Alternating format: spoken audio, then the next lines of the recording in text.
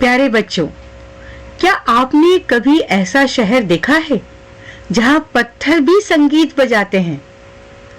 कभी हम्पी विजयनगर साम्राज्य की राजधानी था, जहां सोने के सिक्कों से व्यापार होता था। मंदिरों में घंटियां बजती थी और बाजार विदेशी व्यापारियों से भरे रहते थे। कहते हैं यहाँ का पत्थर का रथ और संगीत स्तंभ आज भी उस वैभव की कहानी कहता है।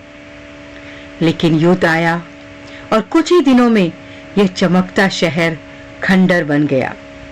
सोचिए, जहां कभी उत्सव होता था वहां सब अब सिर्फ हवा चलती है।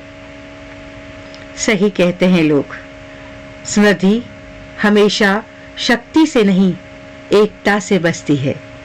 ऐसी ही कुछ जानकारी के लिए मेरा चैनल सब्सक्राइब करिए।